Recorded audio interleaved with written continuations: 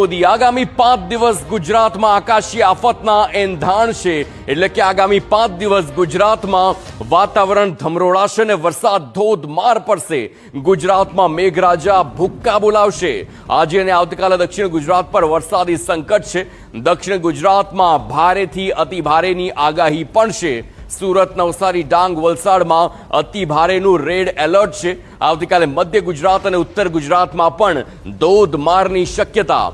અમદાવાદમાં પણ ભારેથી અતિ ભારે વરસાદની પ્રબળ શક્યતા છે અને તેના આધારે જ આ આગાહી કરવામાં આવી છે।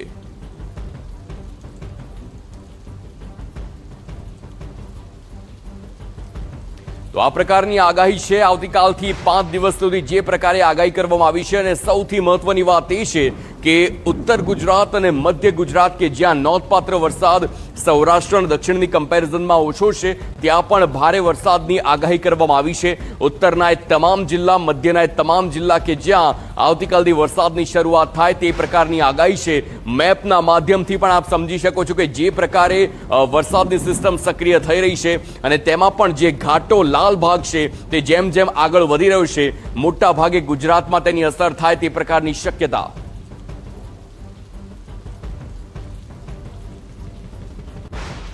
ગુજરાતમાં અલગ અલગ 5 સિસ્ટમ સક્રિય થયા બાદ હવામાન વિભાગની જે આગાહી છે એ આગાહી મુજબ વરસાદ વરસી રહ્યો છે। હજુ અમે આગળના દિવસોમાં કયા પ્રકારની સ્થિતિ હવામાનની રહેશે, વરસાદ કયા પ્રકારનો રહેશે અને એની તીવ્રતા કેટલી રહેશે, કારણ કે રેડ એલર્ટ, ઓરેન્જ એલર્ટ અને યલો એલર્ટની જે આગાહી છે હવામાન વિભાગ કરી રહ્યું છે।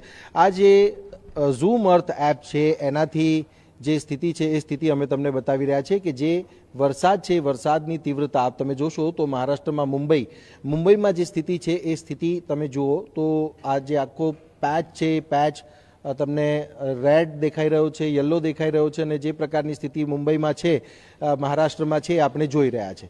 આ 4 તારીખનું સાંજનું જે સ્થિતિ છે એ સ્થિતિ કેવી રીતની બનશે એના ઉપર છે। હવે સ્થિતિ આપણે જોઈએ તો ગુજરાતમાં તમે જોશો તો સાંજના સમયની આ સ્થિતિ છે જેમાં સુરત, ભાવનગર અને એની આસપાસના જે દક્ષિણ ગુજરાતના બીજા જે જિલ્લાઓ છે ત્યાં જે સ્થિતિ છે એ સ્થિતિ આગળ કેટલી વિકટ બનતી જાય છે એ આપણે જોઈ શકીએ છીએ। સુરતમાં જે પ્રકારે વરસાદ વરસ્યો, નવસારીમાં, વલસાડમાં, તાપીમાં, ડાંગમાં જે સ્થિતિ હતી એ સ્થિતિ આપણે જોઈ છે। પછી તમે જોઈ શકો છો આગળ કે આ જે પ્રકારે સિસ્ટમ આગળ જે પોતાની અસર છે, અસર બતાવી રહી છે એના ભાગરૂપે તમે જોશો તો દક્ષિણ ગુજરાત ઉપર આની માર જોવા મળી રહી છે।